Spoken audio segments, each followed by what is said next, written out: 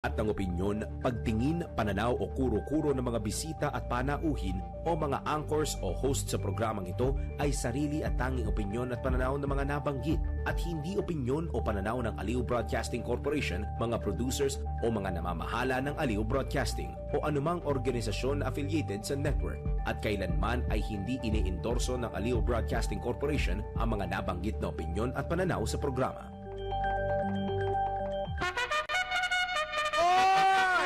Muna natin sa buong Pilipinas, 9 na minuto, makaraan ng alas 10 ng morning. Humanda na sa mga malalaking balita. Trending viral. Pinag-uusapan sa buong Pilipinas at buong mundo. Ronda Pilipinas Headlines. Nagkakapalitan na, nagkakalaglagan pa. Ito na ang mga headlines sa Ronda Pilipinas. Ronda Pilipinas. Sa kabila ng pagpapalit ng liderato sa Senado, Pangulong Marcos kampanting hindi maapektuhan ang legislative agenda ng kanyang administrasyon. Ronda Pilipinas. Yaman ng mag-asawang Diskaya, sisilipin na ng House Infracom. Ronda Pilipinas. Ilang ng mga Pilipinong walang trabaho, nadadagdagan pa habang naghihiring nitong Hulyo ayon sa PSA. Ronda Pilipinas. Mga nabilanggong Koreano sa gitna ng immigration raid sa US, target ng i-repatriate ng South Korea. Ronda Pilipinas. Oy, magandang balita naman, Alex Ayala pasok na sa round of 16 sa Sao Paulo Open. Ronda Pilipinas. Mekos pa rin ba ang aasahan nating lagay ng panahon? Alamin sa live weather report ni Daryl Justin. Ronda Pilipinas. Annabel Rama nawalan ng pera. Nawalan ng bag na puno ng pera sa Italia. Ronda Pilipinas. Kailangan ba talaga sabihin na puno ng pera yung bag na yun? Palaging nagpa-park ang iyong kapitbahay sa iyong driveway. Alamin natin ang kaparusahan ng nagpa-park na yan, sa NBI. Naku, bawal ito. Ronda Pilipinas. At sigurado nga ba o totoo nga ba na kapag naging sigurado ka sa kanila, nawawala na ang thrill na dati nilang gustong-gusto? Alamin natin mamaya. Let's prove it. Ronda Pilipinas. Barangay at Sangguniang Kabataan Elections tuloy na sa December 2025. Totoo ba yan o beke? Alamin! Ronda Pilipinas. Ang mga malalaking mga balita, ang mga matitinding mga pinag-uusapan, ang mga maiinit at pinagtatalunang mga issue. Lahat hagip, lahat malalaman. Hindi lang sa buong Metro at Mega Manila. Kasama na ang buong Pilipinas. Hahagupit na ang mga malalaking issue sa Ronda Pilipinas. Live na live sa DWIZ AM Metro at Mega Manila. Naka-live din sa DWIZ News FM Regional Stations. Naka-live din sa Radyo Ronda AM Radio sa Pilipinas. Live ding mapapanood sa Aliw 23 Free TV. At naka-live din sa lahat ng DWIZ Digital News accounts, Facebook, YouTube at DWIZ News website. Ronda Pilipinas. Wala nang mahuhuli sa balita. Wala nang maiiwan ng issue na hindi mo alam. Ngayon, updated ka na sa Ronda Pilipinas. Kasama si Dennis Antenor Jr. Ronda Pilipinas. Dear Kuya Dennis, naalala ko pa po yung aming kalye. Yung aming kalye na dati pong binabaha. Ngayon po, baha pa rin. Baha pa rin. Akala ko, dati baha, ngayon, bahang-baha. Yan. Ang naalala ko po, Kuya Dennis, Ano yan, kuya? na ang kalye namin ay maayos, Ayun. makinis. We. Ang ginawa po ng aming binutas-butas. Binakbak. Oo. Binutas-butas. Ayun, kuya. Pagkatapos butas-butasin, Ano, kuya? tinakpan ang butas-butas. Ah. At ngayon, makinis pa rin. Dahil bakal ang pinantakip. Wala kakwenta-kwenta. Wala kakwenta-kwenta mga pinaggagawa. Ito, meron lang akong gustong i-remind sa inyo. Naibigay ba yung clip nung yung nagsasalita si Diskaya na meron nung pagkakataon ho dun sa hearing na sinabi ho ni Curly Diskaya, ito pong asawa ni Sara Diskaya. Ang sabi po niya, itong mga politiko, mga binigyan nila ng komisyon umano. Binigyan nila ng komisyon umano din sa DPWH. Pinagtatawagan nila at sinubukan niyang humingi ng tulong. Ayun. Natatanda mo ba yung live na yung linya nilang yon? Na humihingi sila ng Oh, tulong. humingi sila ng tulong at wala ni isang sumagot. Okay? Dahil nasa gitna po sila ng kahihiyan ngayon at binabash sila ng mga tao na ultimo yung bahay po ng mga Diskaya ay binabato ng kung ano-ano. Tama. Ayun, Okay. nakita ko yun. Oh. Ito po'y isang malaking aral sa lahat ng mga nakikipagkunsyabahan Yan. sa mga opisyal ng gobyerno at mga politiko ngayon. Tama. Ang kalagayan po ni Diskaya ngayon ay pwede ninyo maging kalagayan kapag ka nagkaabukuhan. Ibig sabihin, darating ang panahon, hindi na nila kayo papansinin ng sabay-sabay. Tama. Tama? Yes. So, lahat pong ito na ini-enjoy po ninyo, baka sa bandang huli, i-deny at hindi kayo tulungan, kayo na mismo ang makukulong. Bala kayo sa buhay nyo. Kayo na ang bahala sa buhay ninyo at hindi ko na kayo kilala at marami namang nagpapapicture sa akin. Alam nyo naman ako, Ay, sikat oo. ako. Oo. Ah, Public diba? figure ka. Oo. Oo. Alam namang supladuhan ko lahat ng mga nagpapapicture sa akin. Tama. Di ba? Tama po, Kaya kahit na dumalo siya sa aking birthday o Tama, sa kuya. kahit na mga Yes, kuya. okasyon at nagpa-picture sa akin Yes, kuya. at ginawang ebidensya na Yes, kami kuya. magkakilala, malabo po yan, Your Honor. Tama, kuya. Kuya na lang, para di halata. Isang malaking aral sa lahat ng mga nakikipagkunsyabahan ngayon sa Yan. mga politiko at mga opisyal ng gobyerno. Darating ang panahon pag nagkabukuhan, kayo na lang ang makukulong at wala na sila. Ano ang pinakamalaking lesson?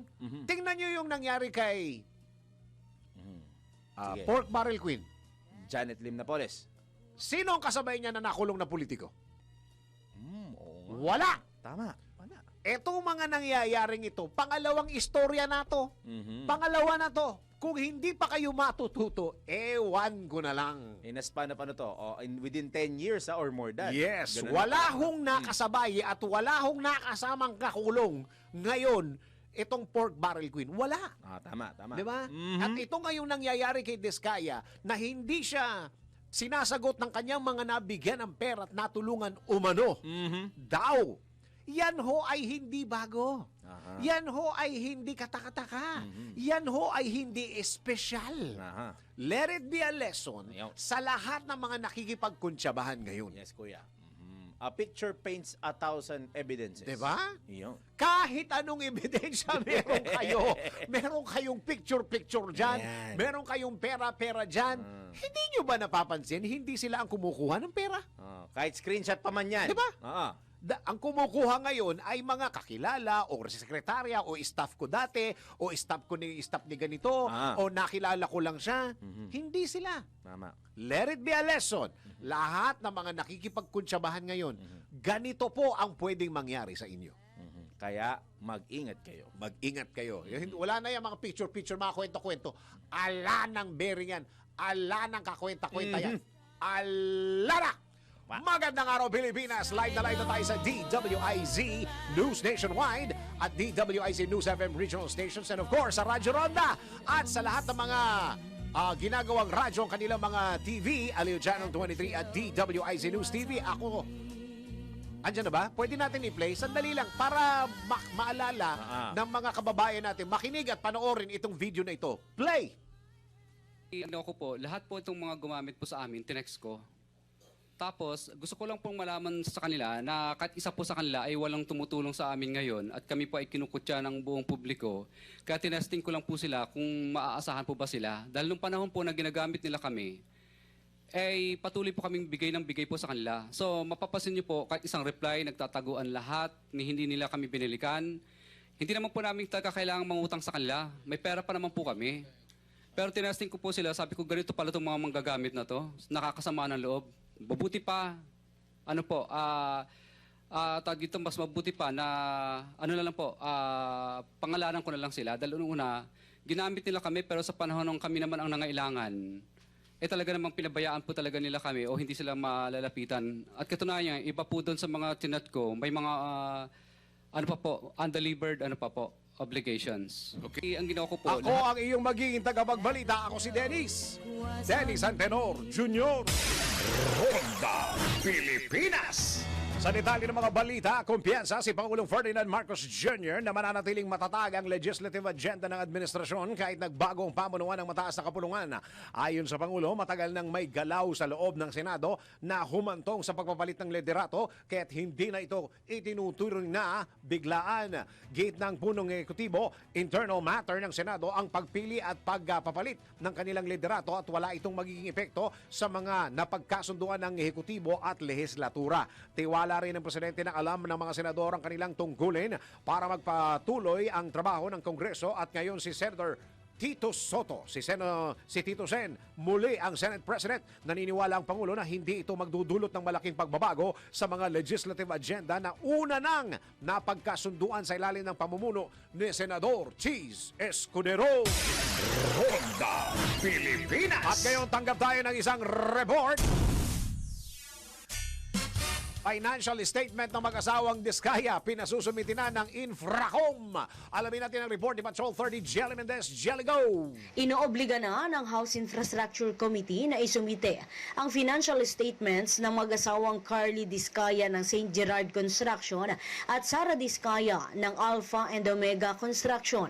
Ito ang sinabi ni Bicol Saraw Party List Representative Terry Ridon, ang co-chairman ng Infracom sa gitna ng pagdinig upang malaman kung magkano ba talaga ang tubo sa ilalim ng mga kumpanya ng pamilya Diskaya. Matatandaang sa pagdinig ng komite ay nadulas ang bibig ni Carly Diskaya matapos sabihing aabot sa 10 hanggang 15% ang nagiging tubo ng kanilang kumpanya sa implementasyon ng mga proyekto ng gobyerno kada taon. Ayon kay Congressman Ridon, interesado silang malaman ng komite ang kabuuang yaman o ari-arian ng pamilya Diskaya dahil na rin sa mga nakitang luxury cars na kanilang pag-aari. Ito si Patrol 30. Jelly Mendez nag-uulat para sa Impilang Metodong Lakas sa DWIZ. Nagbabalita ng tama, naglilingkod ng tama. Ronda Pilipinas. Uy, meron lumalabas yung interview daw pala ni Nino. ni paring Julius Babaw edited din kaya nagagalit yung mga Diskaya. Kasi splice. Oo. Meron daw doon na pinagdugtong na hindi na sabi sila mismo nagkukuwento. Lo. Hinihintay natin magsalita naman niya si Julius. Oo. Nako. O, sige, tanggap na tayo ng ano ba magiging panahon dyan po sa may Senado at Kongreso. Hindi, totoo to. Weather report. Pinakahuli, pinaka-latest, pinaka-napapanahon. Whether we like it or not, ito ang magiging DWIZ Weather Report. Ewan ko kung kayo'y nakikinig sa privilege speech kahapon ni Senador Panfilo Lacson. Meron ho siya sinabi doon na naantig yung aking puso't damdamin. Yung mabilis makalimot ang mga Pilipino. Okay, let it be a lesson or let it be a sign Yes, kuya. na every time na we will do or Daryl Justin will do the weather, maalala ninyo ang mga flood control projects. Tama. Ako man o si Gia man na mag-weather, Oo. yan dapat ang maalala Maalala niyo. po ninyo, every time na umuulan, maalala Yes. po ninyo ang mga flood control projects na ito. Hindi para magalit kayo, kundi para maalala yung hirap na dinanas natin. Oo. At matuto. Isa pang panawagan, nakakatawa ho ito. Nakakatawa lahat ng mga nangyayari. Nakikita nyo sa Facebook at sa mga reels ninyo, sa mga TikTok ninyo, nakakatawa. Ito ho ay pang-entertainment pa lang natin. Okay? Entertainment natin ito. Yeah. Nakakatawa, nakaka-engage. At the end of the day, huwag nyo kalilimutan, pinagnakawan tayo. Okay? Tama. Pera po natin ito. Pera natin to. Pinagnakawan natin. Pinagnakawan po tayo. Sila yung nagkaka. Nakinatin tuloy. Hindi tayo, wag. Wala tayo di kinalaman. Pinagnakawan po tayo. Tatandaan po natin yun. Matatawa tayo, pero pinagnakawan po tayo. Tama. Okay? Okay, sige. namumuo ang sama ng loob sa Senado at Kongreso. Yun yung una, ha? Kasi tinanong mo sa akin kung anong lagay ng panahon, yun yung namumuo.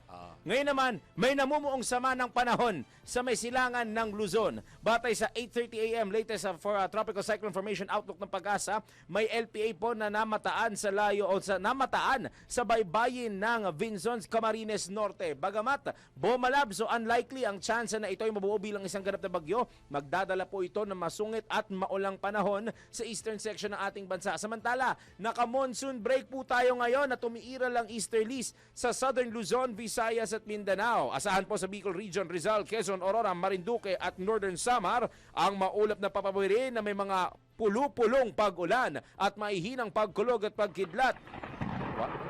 Bago lang ako po, marunong to ha.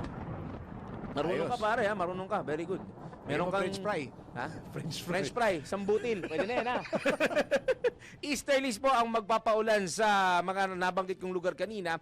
Easterlies din ang mararanasan ng Metro Manila, Mindanao, the rest of Visayas, the rest of Calabarzon and Mimaropa. Pero ito po, partly cloudy to cloudy skies na may mga kalat-kalat lamang na mga may hina hanggang katamtamang pagulan. Habang mga localized thunderstorms naman ang mararanasan. Pero pare ito, medyo mahina, localized thunderstorms sa nalalabing bahagi ng Luzon at nalalabing bahagi ng ating bansa. 3-day weather tayo sa mga pangunahing lungsod sa ating kapuluan, Metro Manila. Asahan na magiging maulap po ang panahon bukas. Pero Friday, ito, malalakas na kulog at kidlat. Yun. Pero pagtapit ng Sabado, mekos-mekos ang panahon. Mainit at malinsangan sa umaga, pero maihinang ulan at maihinang kulog at kidlat lamang sa hapon o gabi. 26 hanggang 32 degrees ang temperatura sa Metro Cebu. Ganun din, mekos-mekos sa araw ng Thursday. Pero Friday at Saturday, tuloy-tuloy na malalakas ulit na kulog at kidlat. Pero pagdating naman sa Metro Davao, 24 hanggang 32 degrees Celsius, mekos-mekos na init at ulan ng Thursday and Friday, pero magpapatuloy na po ang masungit at maulang panahon sa may Davao Region sa araw po ng Sabado. Kaya pinag-iingat ang ating mga kababayan, ha? At saka congrats din pala dun sa mga nakapanood ng total lunar eclipse nung nakaraang Monday ng madaling araw. Ganun pala itsura nun. Kaso karamihan hindi nakita eh. Kasi, Kasi masungit cloudy. yung panahon, cloudy. Pero may mga portion sa Metro Manila na nakakuha yung mismong red moon. Mostly sa Rizal area. Sama-sama. Mga Mataas yun. matataas na lugar kasi. Mataas yun. Ayun. O siya, ito na ang ating sunrise at sunset. Tumilawak po ang manok ni Daryl. 5:45 ng umaga at ang good news ay umaaga na. So manok mo yan. Manok ko yan. Manok mo yan. Hindi yan kumukubra ng pera. Yun ang importante. Pero paalala ko lang sa manok na yun, ha. Sabi ni boss, let it be a lesson sa'yo, manok, na ninakawan tayo. Okay. Ba't nagbabayad ba ng buwis yan? Brother. Sunset po natin, lulubog ang araw. Ayun, 6:01 po yan mamayang 6:01. gabi. At ang ating Christmas countdown, meron na lamang po tayong, wow! Limpak-limpak na pera. Ay, hindi pala. 105 days to go before Christmas. Yan ang magsisilbing paalala sa inyo ng ninakaw nila sa atin. Yan ang magsisilbi. Sa mga nakapanood, yun ang magsisilbi sa atin. Ha? Yan po muna ang aking latest weather report, whether you like it or not. Ako po si Darrell Justin. Nagpapaalala ang panahon, hindi nakawan season. Nagbabalita ng tama, naglilingkod ng tama. Pinakahuli, pinaka-latest, pinaka-napapanahon, whether we like it or not. DWIZ Weather Report. Ronda Pilipinas. Isang reminder lang po ito sa ating mga kababayan, huwag pong matakot magpakonsulta sa tuwing makakaramdam ng sakit dahil may PhilHealth na siguradong aalagaan ang kalusugan mo at kalagayan mo. Lahat tayo ay miyembro at sigurado sa benepisyo. Pumunta lamang sa mga accredited consulta package provider para makapag-avail ng consulta package. At para sa karagdagang impormasyon, bumisita lamang sa kanilang website na www.philhealth.gov.ph at pindutin ang click to call icon. Dahil Pilipino ka, may PhilHealth ka. Ronda Pilipinas. Ako po'y magpo-commercial kami. Pero bago tayo magpo-commercial, pwede bang i-play muna natin yung pinlay mo kanina? Si Curly. Curly Shell? Chicken Curly? Diskaya, pwede na. Teka, time check muna tayo. Oras mo natin sa buong Pilipinas! 28 minuto na makaraan ng alas 10 ng umaga, Mr. Diskaya. Ang ginawa ko po, lahat po itong mga gumamit po sa amin, tinext ko. Tapos, gusto ko lang pong malaman sa kanila na kahit isa po sa kanila ay walang tumutulong sa amin ngayon at kami po ay kinukutya ng buong publiko. Kaya tinesting ko lang po sila kung maaasahan po ba sila. Dahil nung panahon po na ginagamit nila kami, ay patuloy po kaming bigay ng bigay po sa kanila. So, mapapasin niyo po, kahit isang reply, nagtataguan lahat, ni hindi nila kami binilikan. Hindi naman po namin talaga kailangang mangutang sa kanila. May pera pa naman po kami. Pero tinasting ko po sila, sabi ko, ganito pala itong mga manggagamit na to. Nakakasama ng loob. Mabuti pa, tawag dito, mas mabuti pa na, pangalanan ko na lang sila. Dahil una, ginamit nila kami, pero sa panahon nung kami naman ang nangailangan, talaga namang pinabayaan po talaga nila kami o hindi sila malalapitan. At katunayan, iba po doon sa mga tinat ko, may mga, undelivered, obligations. Tuloy-tuloy mga balita at impormasyon sa Ronda Pilipinas. Alam nyo, yung isang ahensya pa lang ang pinag-uusapan natin na tungkol sa korupsyon, DPWH pa lang, Wala pang iba, Hindi pa natin pinag-uusapan. Ano ba? Mga ahensya ng gobyerno, mga SSS, Pag-ibig, di ba? DOH. Lahat yan may mga kontrata. Di ba? E paano kung merong mag-scrutinize? Siyempre, detalyado. Ano lalabas? Di ba? Kaya dapat maging aware tayo sa mga nangyayari. Get engaged. Makialam tayo. Dapat alamin natin na maging masipag kayo. Sabi nga ni Senator Panfilo Lacson na teka muna, kailan ba naupo si Senator Lacson? July, di ba July lang sila? Ilang araw pa lang. Nagpe-perform na yung lolo mo. Ilang araw pa lang, Isang buwan, 2 buwan, to be exact, mga 60, 70 days, ganun, More than 2 months pa lang na lumabas na yung kanyang, alam mo, meron ka ba palakpakan dyan? Palakpakan natin yung mga staff na matatalino at saka masisipag ni Senator Ping Lacson. Yung kanyang mga staff. Talagang pinagmamalaki ni Senator Ping Lacson yung mga yan. Kaya sumabog lahat itong mga to dahil doon sa mga staff ni Senator Ping Lacson. Yan. Saludo. Mr. Senator, tanggap po tayo ng isang report. Isipin mo na lang lahat ng staff ng senador ay ganyang kasisipag at ganyang katatalino. Isipin mo na lang. Hindi ba? Ay lahat tayo tututok sa Senate pagka ganyan. Bilang na mga walang trabaho tumaas nitong Hulyo. Alamin natin ang report ni Patrol 38, Jen Patrolya. Jen, go! Tumaas sa 5.3% ang bilang ng unemployment rate nitong Hulyo mula sa 4.1% noong Abril. Katumbas ito ng halos 2.6 milyong Pilipino ang walang trabaho. Ayon sa Philippine Statistics Authority, ito na ang pinakamataas mula noong August 2022. Bumaba naman ang employment rate ng bansa sa 94.7% noong Hulyo 2025 kumpara sa 95.3% noong kaparehong buwan ng nakaraang taon at 95.9% nitong Abril 2025. Isa sa tinitignan dahilan ng pagtaas ng unemployment rate ay ang magkakasunod na pagbaha bunsod ng habagat at bagyo. Ako si Patrol 38, Jen Patrolya nag-uulat sa himpilang may todong lakas DWIC, nagbabalita ng tama, naglilingkod ng tama. Ronda Pilipinas. Isa pa yan! Dole! Trabaho! Ano ginagawa ng mga taga-Dole? Tumaas na walang trabaho. Dole. Welcome to the Philippines. Welcome to the Philippines. At ngayon, Dole naman. Tanungin siguro natin isang araw mga taga-Dole. Alam nyo, may problema pa ako sa Dole. Yung problema natin sa AI, hindi pa masyadong konkreto yung plano ng Department of Labor and Employment o DOLE, Parang walang nararamdaman. Tapos ngayon tumaas naman ito, Ako, sige, tanggap tayo ng isa pang report. Pag-iimbestiga sa mga kasino matapos lumutang ang money laundering scheme ng tinaguriang BGC Boys. Na ipinanawagan po yan. Alamin natin ang Report ni Patrol 19, Zelly Ortega Bueno Atiseli. Dapat na maimbestigahan din ang mga land-based casino. Ito giniit ni Senator Erwin Tulfo makaraang lumutang ang money laundering scheme na isinasagawa mano ng ilang tauhan ng Department of Public Works and Highways.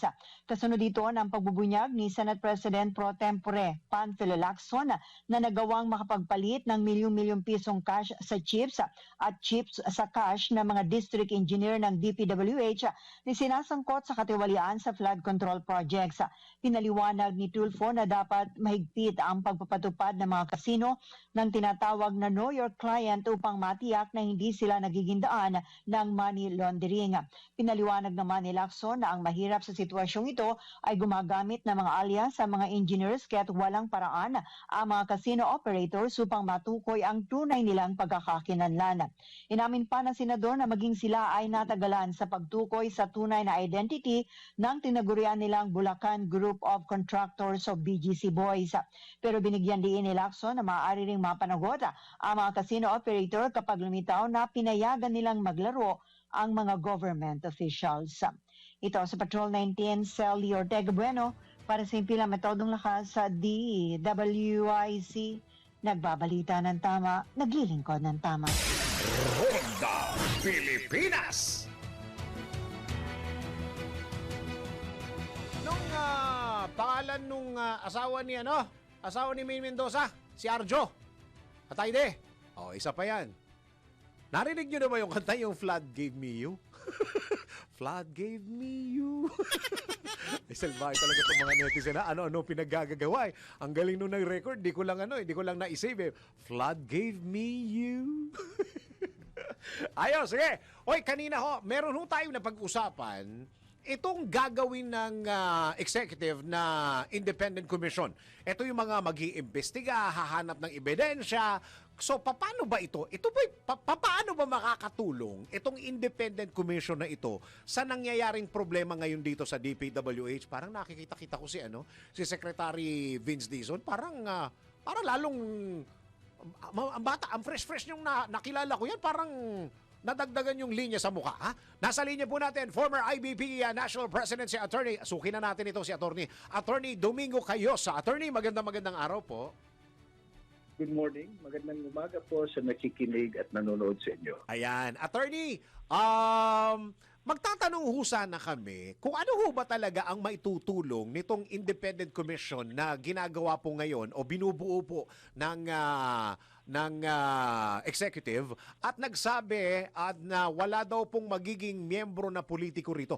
At ano ho ba ang pwedeng maitulong nito sa flood control project na problem ng Pilipinas ngayon? Attorney. Ang kasagutan ho dyan, depende sa kapangyarihan, resources at saka output na i-require dyan sa commission na yan. At depende rin kung anong klaseng tao ilalagay dyan. Kung yan ay walang kinikilingan, walang takot, walang pagtatakpan, at walang kakampi sa mga politiko o sa mga interest sa mga contractor. So mas meron silang credibility kaysa yung Kongreso. Kasi nakikita naman natin yung nangyayaring investigasyon sa Kamara at saka sa Senado. Opo. Sila nag-aaway at obvious, merong iba dyan nagtatangkang i-cover up yung sarili nila o yung mga kasamahan nila. Plus, may bahid na ng korupsyon at anomalya yung ginawa nilang insertion, di ba? So, they suffer from a credibility problem. So, depende rin yan kung sinong ilalagay ng Pangulo. Pangalawa, depende rin kung anong poder ibibigay. Ang medyo kahinaan ng Independent Commission, Opo. Kung wala naman yung contempt at saka subpoena powers, kagaya ng Senado, Korte, Ombudsman, o kaya Kamara, limited din ang makukuha nilang impormasyon. Yung mga nasa gobyerno lang, sa executive branch, kasi uutusan yan ng Malacanang to cooperate. Pero yung private sector, pwedeng baliwalain sila kasi wala naman silang subpoena power. At yung subpoena power usually, that comes from legislation. Hindi sigurado kung kayang ibigay yan ng presidente mismo. Traditionally and by law, that is an act of Congress. So, hindi natin alam. So, pangalawa, pangatlo, ano ba yung timetable? Kasi kung wala namang deadlines yan, wala namang ano, di hanggang sa katapusan na rin ng ilang taon. So, madidribble lang. Pang-apat, bibigyan ba yan ng pondo? Bibigyan ba sila ng security? At pinaka-importante, sino ba ilalagay dyan? Kung small time naman, o kaya kahit marunong, pero may natatakot naman, hindi naman sila handang magpakabayani. Kasi pwede silang patayin din dyan, o kaya patahimikin, may hihirapan din. Diba? So, it calls for heroism. So, siguro yung iba, hindi rin nagkaka-interest kasi hindi nga nila alam kung anong klaseng komisyon ito, di ba? So, para ba kung gagamitin lang yung pangalan mo, pero wala ka naman palang poder, di parang palamuti lang kayo. So, it might, maaring there's a fresh breath of credibility, maaring mas mabilis, depende sa ibibigay ng executive order na poder sa kanila at kung sino ilalagay. Importante yan. Hanggang ngayon, hindi natin alam. So, hindi rin natin malalaman kung makakatulong ba yan or added bureaucratic red tape lang yan. Kasi, hindi na lang kinakailangan yung investigation ng Senado. Pwede na mag-file ang DOJ. Yung ombudsman, doon pa. Dapat nag-file na yan eh. Tama. Di ba? Parang... At kahit naman mag-file, Opo. kahit naman mag-file din, kung hindi natin busisiin yung korupsyon sa piskalya, sa mga abogado, sa mga hukom, di yung experience natin sa mga nakaraang mga skandalo, ganun din. Walang makukulong mga small time yan. Yung mga mastermind, hindi nakukulong, nadidribble, hindi natatapos ang kaso. Yung naging final na hindi na-execute hanggang sa Supreme Court na didribble. So, yun ang ating kalagayan. Siguro ang hingin natin sa Congress ngayon, ano yung proactive measures kagaya ng Freedom of Information Act, yung SAL-N law na automatic ilabas lahat yan, hindi gaya ng ginawa ng ombudsman na pinahirapan kayong media, taong bayan para makita. Yung Supreme Court may sariling resolution para nahirapan makita SAL-N nila. Kongreso, ganun din. So, ito, yung bang computerization, yung full transparency, lahat ng budget, lahat ng disbursement, nasa internet, na ginagawa ng hindi ginagawa ng Kongreso yun eh. Madali lang sana, pero yun ang trabaho nila, yung pang bagong proactive approach to make it more difficult para magnakaw. Itong approach natin na panagutin. Hanggat hindi maiwas to yung corruption sa justice system natin, yung delay na katakot-takot, baka ganun din ang mangyayari kahit mag-file ka ng sangkatutak na kaso, may dribble yan at after 1 month, iba ng headline, malilimutan mga ito. So yun ang mas malaking problema na sana makita rin nila. Oo, kasi totoo yung sinabi mo, attorney. Kasi EO versus na enabled by law, meron siyang subpoena power. Baka ang gagawin lang dito sa Independent Commission ay hindi rin papansinin, attorney. Tama ho kayo. Kasi without subpoena power, without contempt power, yung private citizens, hindi sila tatalima. Hihintayin nila, di ba? Hindi niyo ba ho napapansin na karamihan sa mga mandarambong o mga magnanakaw, nag-aabuso sa poder, mga kriminal, silang naunang sabihin, ihabla niyo kami. Kasi nga, alam nila, they can also capture through corruption, political influence, pananakot, yung ombudsman, yung hukom, yung mga prosecutor. So, yung approach na yan, yung punitive, kung minsan sa ating experience nakita natin, pag nakanakaw na yun ng malaking pera, pinasuhan mo yan, aambunan lahat at walang mangyayari. Ayun. Mas maganda siguro yung proactive na wag na nating pahirapan natin silang magnakaw kasi lantad sa lahat, buong bayan nagmamasid, transparency yan. At saka yung swift justice. Di ba? Yun kasi every time na di-delay hanggang sa Supreme Court umaabot ng siyam-siyam, naiiba yung desisyon kasi pwedeng influensyan ng politiko, bilhin, takutin. Lahat ng West, lahat ng fiscal, bago maging West fiscal, humihingi ng endorsement, karamihan sa politiko eh. Di siyempre, bayad utang na loob kung minsan. Di ba? So, these are all the realities na malaking elephant in the room din ho yung criminal justice system natin. Super bagal at in many cases, compromise. So hanggat hindi maayos yan, yung approach na punitive, ipapasa lang yung problema sa ibang branch of government. Ito rin pwedeng gawin ngayon ng executive, pwede na pagtatanggalin lahat mga district engineer, assistant, yung COA chairman naman, yung DESTA, di tanggalin niya lahat yung mga COA na nagpalusot niyan. Pwede yan, admin case lang po yan. Hindi ka na kailangan proof beyond reasonable doubt. At summary nga, hindi pa natin nakikita yung malawakang tanggalan ng lahat ng pirma sa mga kalokohan. So ibig sabihin, hindi na kailangan yung independent commission na yan. Ngayon pa lang, pwede nang gawa na aksyon yung mga nadadamay at nababanggit doon sa mga hearing-hearing at mga kaso-kaso na yan, attorney. Opo, yung ombudsman, edi mag-appoint na siya ng matapang-tapang ng ombudsman. Huwag na naman yung retired justice na mahina na at saka walang ginawa kundi pahirapan yung transparency. Kumuha ka na yung may tapang, handang magpakabayani at may political will. Kasi yung ombudsman na makapangyarihan yan, mas makapangyarihan kaysa Kongreso eh. Tama. Yung DOJ, meron ng mga sapat na ebidensya na mag-establish ng probable cause. Yung admin case, yun ang pinakamadali. Lahat ng nasasakupan ng executive branch, sibakin niya sila hanggang sa pinakamababa kasi may mga pirma-pirma mga yan. Then, pag yan nangyari, malamang pipiyok yung iba dyan to save themselves. But ang admin case, ang maganda ho kasi dyan, hindi dadaan sa korte. So yung corruption sa judiciary, corruption sa justice system, hindi na aabot doon. Poder na ng presidente yan. Yung COA naman, hindi naman nangyari ito kung walang collusion ng COA. Yung chairman, pwede rin niyang sibakin lahat mga yan eh.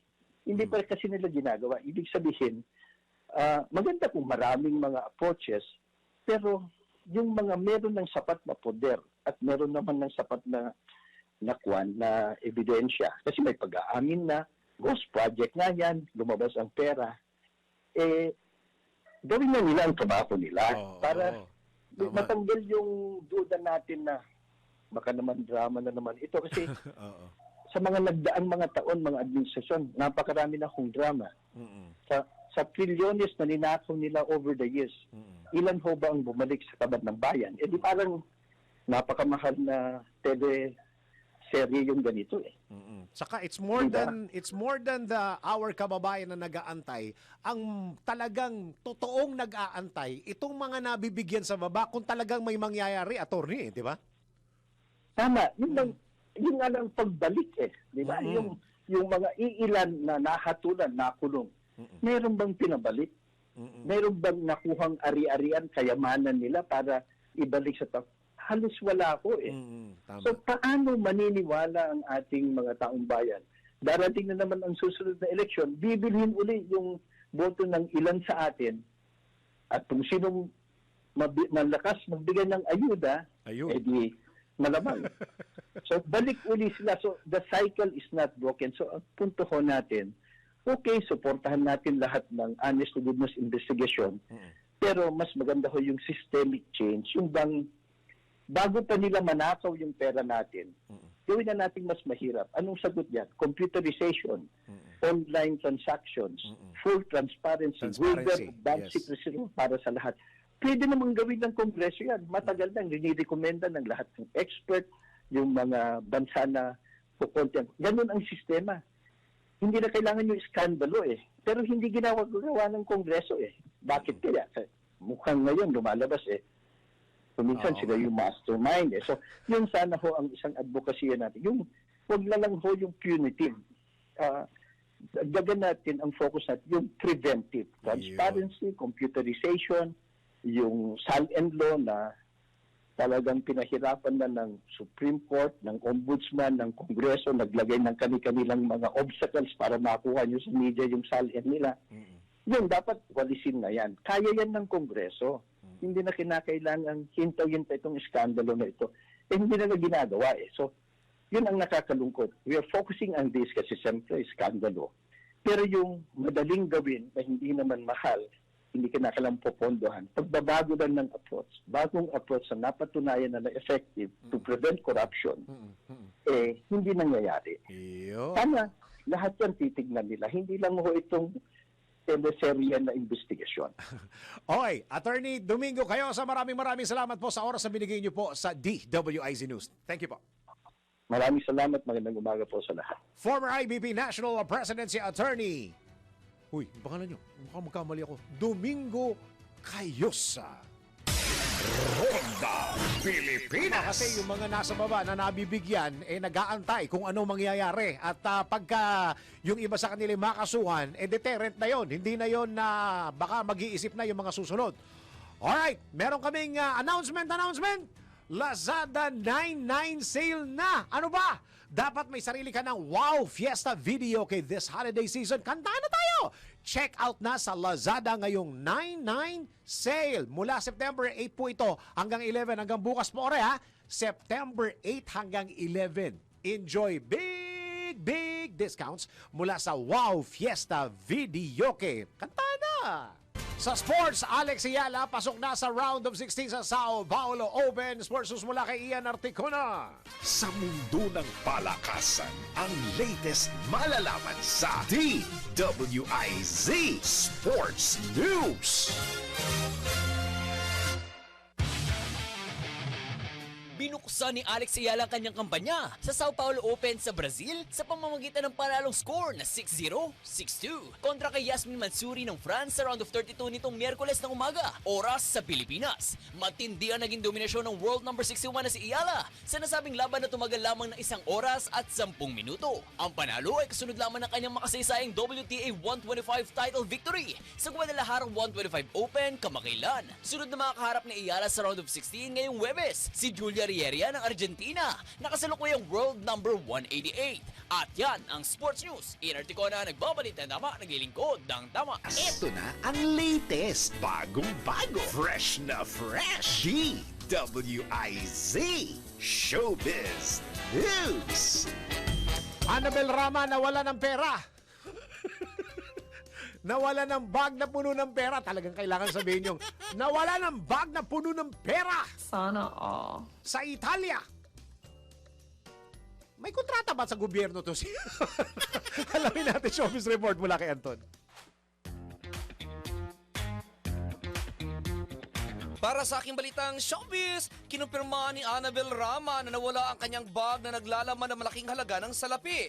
Ayon kay Annabel, nangyari ang pagkawala ng kanyang bag habang nasa family trip sila sa Rome, Italy noong June. Sa interview sa nanay ni Rufo at Richard Gutierrez, sinabi nito na nagbi-breakfast sila ng kanyang mga kasama bago sila sumakay ng bus patungong Milan nang bigla nag-announce na aalis na ang bus sa loob ng 10 minuto. Dahil dito, kaya't naisipan niya raw na mag-CR muna at pinabantayan ang bag sa kanyang pamangkin. Nang bumalik na raw siya ay nadiscover niyang naiwan ng kanyang pamangkin ang kanyang bag at nang balikan nila ang kanilang mesa ay wala na ito, kaya't nasabi na lamang niya sa kanyang sarili na, patay, wala na akong pang-shopping. Ayon kay Annabel, mumurahin lang naman daw ang bag na nawala pero naglalaman daw ito ng malaking halaga ng euro na kanyang pocket money para sa kanyang mga bibilhin. Nakiusap umano sila ng CCTV sa nasabing establishment pero sinabihan umano sila na kailangan nilang kumuha muna ng police report at dahil wala na silang oras kaya hindi na ito ginawa. Dahil ito kaya nagpaalala si Annabel na maging maingat sa mga gamit kapag nasa ibang lugar. At iyan aking balitang showbiz para sa impilang metodong lakas, DWIZ. Ako si Anton, nagbabalita ng tama, naglilingkod ng tama. Ronda Pilipinas. At para sa ating, naku, bawal ito. Palaging nagpapark ang iyong kapitbahay sa iyong driveway. Naku, makaka-relate kayo dito. Alamin natin ang kaparusahan sa NBI. Naku, bawal ito. Go! Alamin kung bawal o hindi. Dahil kung di mo alam to, kaso ang kakaharapin mo sa NBI. Nako, bawal ito. Palaging nagpapark ang inyong kapitbahay sa inyong driveway o sa inyong tapat? Nako, bawal ito. Don't block the driveway. Yan ang kadalasang makikita mong nakapaskil o kung minsan nga nakasulat pa gamit ang pintura sa gate ng inyong kapitbahay. Pero paano kung ang inyong driveway ay madalas harangan ni neighbor at nung nakiusap ka, sila pa ang galit at tila gusto pang mang-away? Nako, alam mo bang labag sa batas yan? Ayon sa Section 46, Paragraph F ng Republic Act No. 4136 o ang Land Transportation Aviation and Traffic Code. Mahigpit na pinagbabawal ang pagparada ng anumang sasakyan na maaring humarang o makaistorbo sa access ng isang private property. Ang sinumang lumabag ay maaring pagmultahin ng hanggang 2,000 piso. At kung sakaling nakiusap ka naman sa kanila, ngunit patuloy pa rin silang pumaparada, maaari mo silang kasuhan ng paglabag sa Article 287 ng Revised Penal Code o unjust vexation, kung saan sila ay maaari magmulta o makulong hanggang 30 araw. Kaya kung mayroon kang sariling sasakyan, maghanap ka na lang ng lugar na mapagpaparkingan. Konting hiya naman, hindi yung ikaw pa ang galit kapag sinasabihan. Hindi rin porket maluwag ang pwesto, ikaw na ay mangiistorbo. Baka masabihan ka ng, nako, bawal ito. Ronda Pilipinas. Alright, bukas meron ang nagsabi ho yung Department of Labor and Employment na mataas daw yung sweldo ng mga sapat na yung ating kinikita dito sa Pilipinas. Fact ba yan or fake? Yung mga taga-duli, oh. Malalaman natin bukas. Abangan nyo sa Ronda Pilipinas. Patutunayan natin yan kung fact or fake ba yung sinabi ni Secretary Ledesma, ha? Tingnan natin sa dole, ha? Bira ito Sekretaryo. Sekretary! Okay, bago tayo magbahalan, tayo muna magpatama quote of the day. Kung pagod ka na sa 8 to 5, gawin mo yung paraan para maging 24/7 na maging masaya ka. O, mo, maski natutulog, masaya. O, diba? Lalo na pag natutulog ka sa ibabaw ng pera. Kayo talaga. Nakita nyo ba yung mga pera? Ano naramdaman nyo? Inggit lang kayo. Sana all. Ang birang buhay ito. Ang aga-aga mong papasok, binabaha ka, ha? So, lumulusong ka sa baha. Yung pala, yung mga tax natin, Hay, nako! Yan po nga. Teka muna. Happy birthday muna. Happy birthday kay Mr. Ray Balenya, Vice President Corporate Affairs ng PhilHealth. Ayan. Happy birthday! Sir Ray! Pambira ka naman, tatahi-tahimik ka. Ha? Di ka nagsasalita, 42 years old ka na ngayong araw na to, di mo man lang sinasabi sa amin dito sa Aliw. Ha? Sir Ray, I love you, ha? Magkita tayo, ha? Sir Ray, ha? May utang ka sa amin. Ha? Pagka nagpupunta ka dito, pinagkakapi ka namin. Pupunta kami sa iyo, pagkapihin mo din kami dahil birthday mo. Samahan mo na ng cake. Ha? Sir Ray Balenya, Vice President Corporate Affairs ng PhilHealth. Happy birthday! Dear Kuya Ray. Kaya ba si Kuya Ray? Maraming salamat Pilipinas. Yan ang kabuuan ng mga balita at impormasyon sa Ronda Pilipinas. Maraming salamat Pilipinas. At tabayan na po ang susunod na programang Yes, Yo, Topacio with Attorney Ferdy Topacio and Miss Juvie de Guzman. Maraming salamat Pilipinas. Ako ang iyong naging tagapagbalita. Ako si Dennis. Happy birthday Sir Ray, ha? Ako si Dennis Antenor Jr. Nagbabalita ng tama. Happy birthday, Sir Ray. Naglilingkod ng tama. Ang mga malalaking mga balita, ang mga matitinding mga pinag-uusapan, ang mga maiinit at pinagtatalunang mga issue.